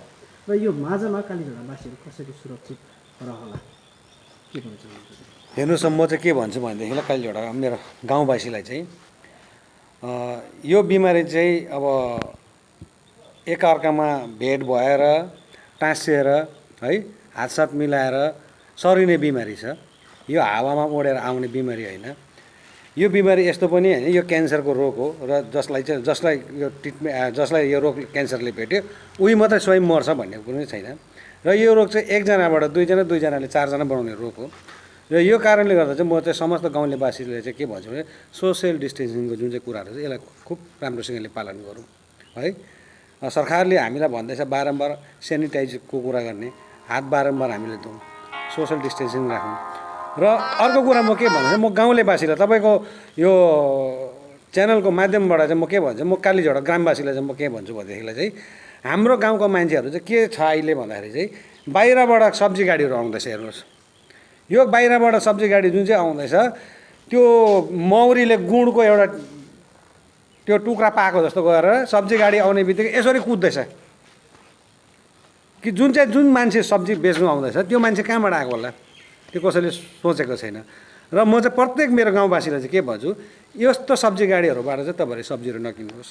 गाउँमा सफिसियन्ट हाम्रो दुई तिनवटा रासिनको दोकानहरू छ, उहाँहरूले सफिसियन्ट ल्याइदिँदैन। गाउँमा महँगो छ रासिनहरू भन्ने कुरा पनि अघि आइरहेको छ। तल सिलगढीबाट आएर सस्तो होइन भाइ, मैले अहिले भर्खरै पनि मैले सोधेँ, एकजना मेरो दाजुलाई सोधेँ, झिङ्गेनी ल्याएर आएको रहेछ त्यो गाडीबाट। दाजु कतिमा कसरी किलो ल्याउनु भयो झिङ्गेनी सब्जी? 60 रुपियाँ किलो अरे। तर सोही सब्जी 40 रुपियाँ किलो हाम्रो गाउँमा बेच्दैछ त्यही सब्जी। मेरो गाउँको दोकानेलाई सोधेँ झिङ्गेनी तिम्रो दोकानमा कति छ भन्दा 40 रुपियाँ किलो भन्दैछ। बाहिरबाट कोरोना भएर आएको सब्जी चाहिँ हाम्रो मान्छेले 60 रुपियाँ किलो खाने। बाहिरबाट कोरोना भएर भन्ने मिलेन नि। जस्तै त्यसलाई सठिक व्यवस्थित रूपमा चाहिँ गाउँमा गरिएको छैन भन्ने देखिरहेछ।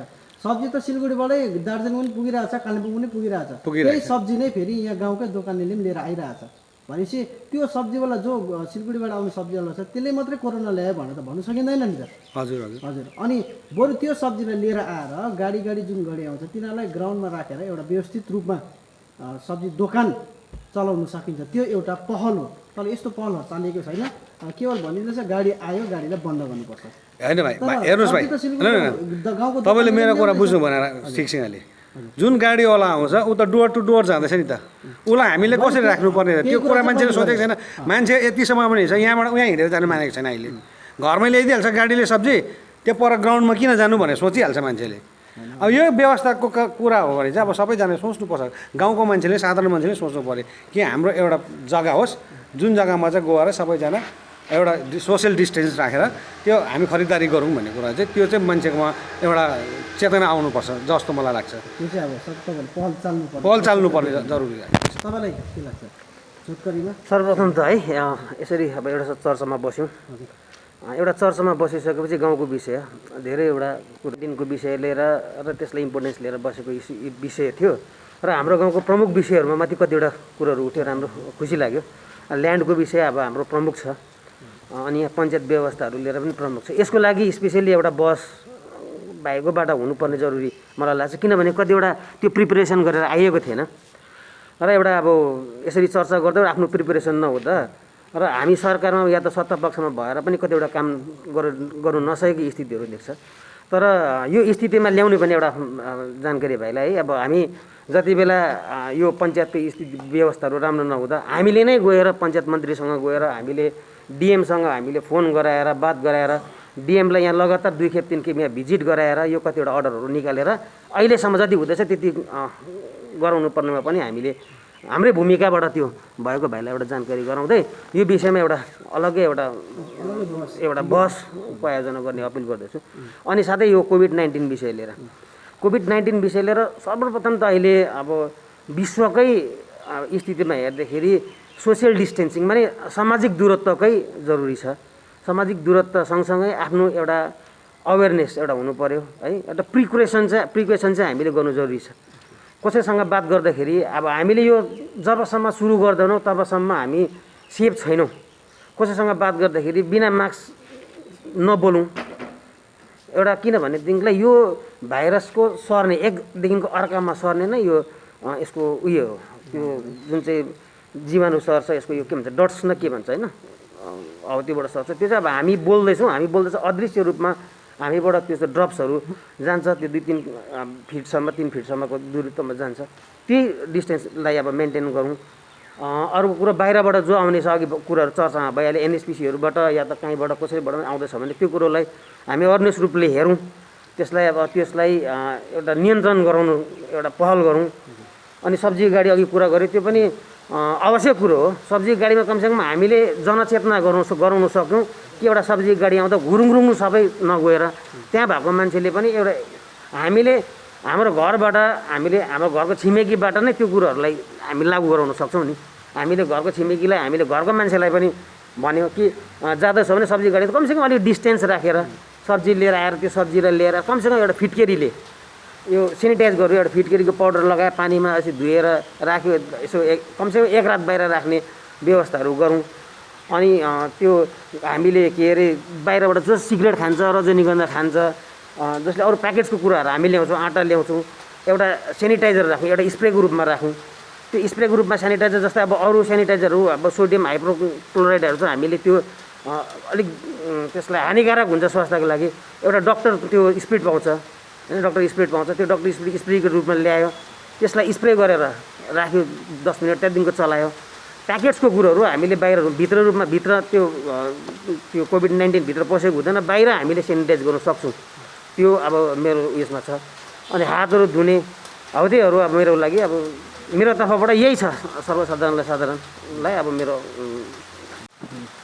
के गर्नुपर्ने हो यो समयमा? सरकारले पनि साथ दिएको देखिँदैन कालीझोडालाई, कसरी सुरक्षित बस्नुपर्ने होला? सरकारले त एउटा आदेश जारी गर्छ है, त्यो आदेशलाई पालन गर्ने जुन काम हो हाम्रो। र अघि जुन चाहिँ सोसल डिस्टेन्स जुन चाहिँ कुरा छ र हामीले सोसल डिस्टेन्स एकदमै मेन्टेन गर्नुपर्छ। अनि एउटा कुरो के भने मैले यहाँ जो अस्ति म त यहाँ हामीले क्लबको माध्यमबाट हामी अभियान चलाएको थियौँ। हामी यहाँ जुन चाहिँ यो हाइवेमा जुन चाहिँ दोकानहरू छ, यहाँ दोकान ओपन जुन थियो दोकानहरू थियो, त्यो दोकान खुल्ला थियो। त्यो दोकान मात्रै बाहिर सिलगढीबाट यो सिक्किमको गाडीहरूले मासु के लाने जुन चाहिँ गर्दै थियो, त्यो चाहिँ हामीले अस्ति क्लबको माध्यमबाट चाहिँ त्यो अस्ति बन्द गर्ने कामहरू गऱ्यौँ। अझै पनि फेरि सुन्नमा आउँदाखेरि मेरो त घर त हाइवेदेखि मुनि पर्छ र है, त्यो माथि बाहिर पनि हेर्नु पाउँदैन। र अहिले म सुन्दाखेरि चाहिँ फेरि पनि त्यहाँ चाहिँ दोकानहरूमा चाहिँ एकदमै सिलगढीबाट आउने गाडीहरू सिक्किम जाने गाडीहरू चाहिँ त्यहाँबाट किनबेच गर्छ अरे भन्ने सुनेको छ। यसलाई पनि हामीले रोकथाम गर्नुपर्छ।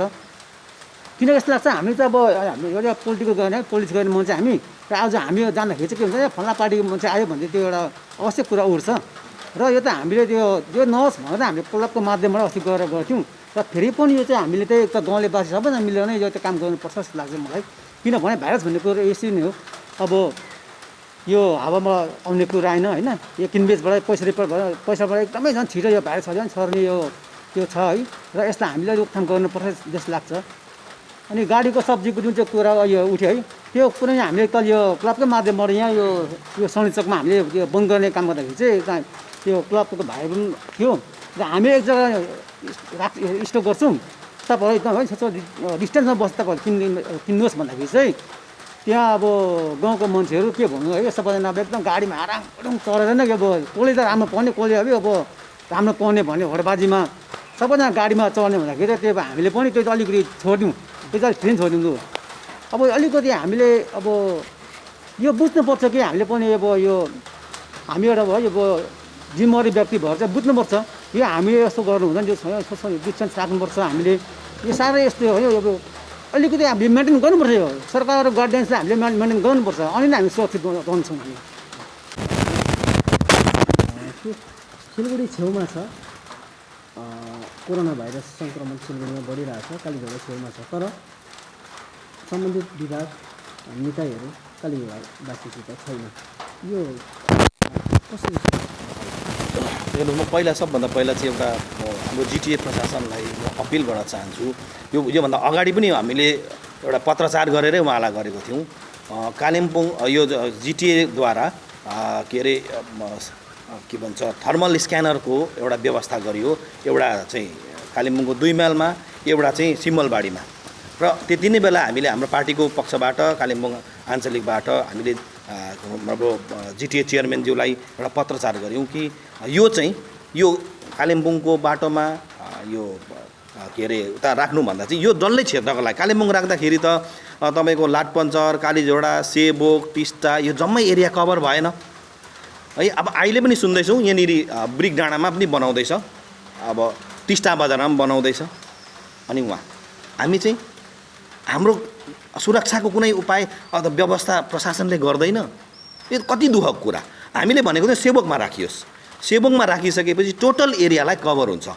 यो कालीझोडा पनि भेट्यो, सेबोक पनि भेट्यो, लाटपन्चर, मङ्पुर डल्लै एरियाको लागि चाहिँ सेबोकमा राख्ने बित्तिकै डल्लै एरिया इभन डुवर्स अनि यता हाम्रो के अरे यता बरबोटपट्टि, गोरुबथानपट्टि, रङ्गो, गैरीबास जम्मै क्षेत्रमा भेट्छ, यी राखियोस्, सेबोकमा राखियोस् भनेर पत्रचार गरियो। अनि उहाँले यो पनि गर्छु भनेर कमिटमेन्ट उहाँले पनि गर्नुभएको, त्यो भएन। र उहाँलाई अलिक फिडब्याक ठिकसँगले पुगेको छैन भन्ने लाग्छ। साथीहरूलाई म उहाँहरू हुनुहुन्छ, उहाँहरूले पनि यो कुरालाई राखुन् उनमा कि ब्रिक डाँडामा राख्नुभन्दा अगाडि सेबोकमा राखिदिएको भए हामीलाई अलिक एउटा सेटिस्फ्याक्सन त हुन्थ्यो। कमसेकम यहाँनिर छ, यहाँ फर्स्ट स्क्यानिङ भएर आयो भन्ने त हामीलाई हुन्थ्यो।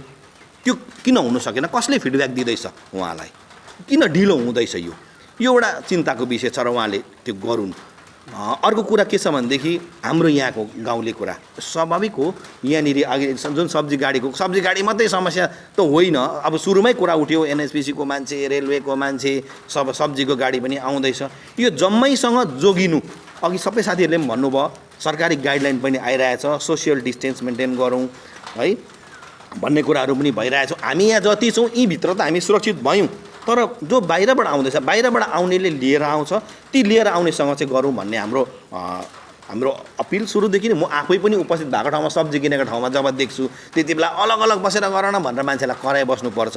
तर अब यो हाम्रो गाउँमा सबभन्दा ठुलो समस्या के हो भनेदेखि अब अघि अब राजुले भने जस्तो नि, एउटाले भन्यो भने अर्को पार्टीको, अर्कोले भन्यो अर्को पार्टीको, यो एउटा ठुलो समस्या छ क्या यहाँनिर। यो समस्या पनि ब्रेक हुनुपर्छ। अब हुनु त अब अहिलेसम्म हामीले जस्तो प्रकारले गऱ्यौँ होला है, कोरोनाले हामीलाई नयाँ नयाँ थुप्रै पाठहरू सिकाएको छ। जुन सिकाएको पाठहरूलाई हाम्रो माझको ब्यारिकेडहरूलाई तोड्ने, ब्यारिकेड बनाउने, तोड्ने, कुन चिजहरू हामीलाई शिक्षा दिएको छ, यो शिक्षालाई पनि हामीले अनुसरण गरौँ र हाम्रो सामाजिक रूपमा यहाँ सबले भन्छ, सबले कालीझोडामा एउटा आयो भने 70 हुन्छ गाउँमा भनेर सबैले कुरा त गर्छन् गर्नु त, तर त्यसको फेरि भायोलेसन पनि हामी स्वयंले गरिरहेको हुन्छौँ। योसँग हामी सतर्क बसौँ, सेनिटाइज गरौँ, गाउँलाई, घरलाई, समाजलाई हामी आफै सामाजिक दूरत्व कायम राखौँ है। बाहिरबाट आउने विशेष जोहरू छ उनीहरूलाई रोक्ने काम गऱ्यो भने हामी यहाँ सुरक्षित छौँ।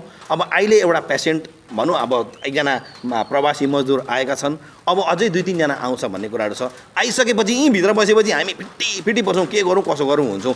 उनीहरूको लागि हामी सामाजिक रूपमा कसरी अब उनीहरूलाई होम क्वारेन्टाइनको व्यवस्था गर्नुपर्ने। अब वास्तवमा जो आज बसिरहेको छ होम क्वारेन्टाइनमा उसलाई त अब आज त इन्स्टिट्युसनल क्वारेन्टाइन हुनुपर्ने हो उसलाई सिधा, किनभने उसको रिपोर्ट आएको छैन नि त। स्वैब टेस्ट गरेर रिपोर्ट नआइकन कसरी होम क्वारेन्टाइन दियो? यो प्रशासनको फेल्युर हो। म प्रश्न यो यहीँ उठाइरहेको छु। आज इन्स्टिट्युसनल क्वारेन्टाइन दिनुपर्ने बेलामा जब उसको नेगेटिभ रिपोर्ट आउँछ, नेगेटिभ रिपोर्ट आइसकेपछि चाहिँ उसलाई होम क्वारेन्टाइनमा पठाउनु पर्ने। तर आज नेगेटिभ रिपोर्ट नआइकन टेस्ट गर्ने बित्तिकै, स्वैब टेस्ट गर्ने बित्तिकै आज 1 खेप स्वैब टेस्टमा, 2 खेपमा, 3 खेपमा पनि आज पोजिटिभ भेट्दैछ। तर यहाँ किन नेग्लिजेन्सी गरियो भन्दा टोटल सिस्टमको जुन चाहिँ अब त्यो भेद छ क्या, यो भेद बिस्तारै बिस्तारै खुल्दैछ र म प्रशासनलाई आह्वान गर्छु, प्रशासनको फेल्युरहरू यहाँसम्म आइपुग्दा हामीले मान्यता दिनुपर्ने, हामीले गर्नुपर्ने कारबाहीहरू पनि छ। अब हामीले आज एउटा टिमलाई हामी थानामा पठाएको छौँ। त्यो जुन चाहिँ क्वारेन्टाइनको, होम क्वारेन्टाइनको जुन चाहिँ चिठी छ त्यो चिठी लिएर थानामा पठाउँछौँ।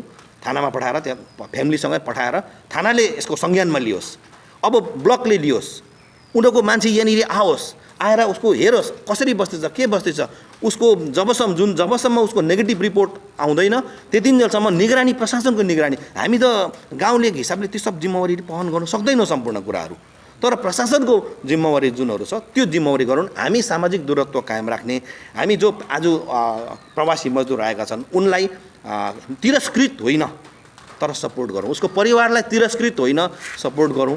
हामी सबै मिलेर नै यो पेन्डेमिक विरुद्ध लडौँ। यो पेन्डेमिकको विरुद्धमा लड्नुको निम्ति जुन सरकारी गाइडलाइन छ, गाइडलाइनको पनि अब धेरै जग्गामा भायोलेसन हुँदैछ। यद्यपि हामी स्वयं सचेत भएर गर्ने काम गरौँ, पहल गरौँ। मेरो जम्मै गाउँको मान्छेलाई यही अपिल छ, सबै गाउँलेहरूले पनि कुनै प्रकारको आतङ्कमा ध्यान नदिउँ है, आफू सतर्क बसौँ है, मानवतालाई हामीले ध्यानमा राखौँ।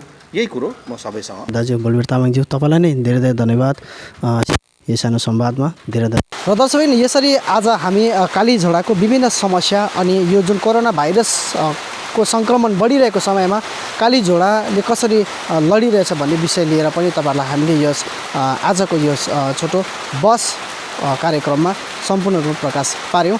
र यसरी नै यहाँ जुन सम्बन्धित निकाय छ, जुन सवाल उठ्यो एनएचपिसीसित पनि यसभन्दा अघि पनि हामी कुराकानी गर्न चाहेका थियौँ, तर एनएचपिसीले यहाँको जुन अधिकारीहरू छन् उनीहरूले हामीलाई के भन्यो भने उनीहरूलाई यसरी प्रेस कन्फरेन्स गर्ने अधिकार छैन र त्यसै कारण नै आधिकारिक रूपमा उनीहरूले यस्तो कुनै टिप्पणी अनि कुनै डिसिजन उनीहरूले हामीलाई दिँदैनन्, हामी दिन सक्दिनँ भनेर नै उहाँले भनिसक्नु भएको छ। र त्यसरी नै सम्बन्धित विभाग जिटिएका चेयरम्यान अनित थापासित पनि हामी कुराकानी गर्न हिजोदेखि नै कुराकानी गर्न हामीले उनीसित फोन मार्फत कुराकानी गर्न लगातार रूपमा फोनहरू गरिरहेका थियौँ र मैले नै धेरैचोटि फोनहरू गरेँ, तर उनले सायद बिजी हुनुहुन्छ होला, यो समयमा धेरै व्यस्त हुनुहुन्छ होला र फोन पनि रिसिभ गर्नु भएन। हालै पनि मैले फोन गरेको थिएँ, उहाँले फोन भएन, मेसेज पनि छोडेको थिएँ। यो सम्पूर्ण सम्बन्धित विषयहरू लिएर उनीसित पनि कुराकानी गर्न र भिडियोसित भएको कुराकानी तपाईँलाई राख्यौँ अनि गाउँलेवासीको समस्यालाई लिएर गाउँकै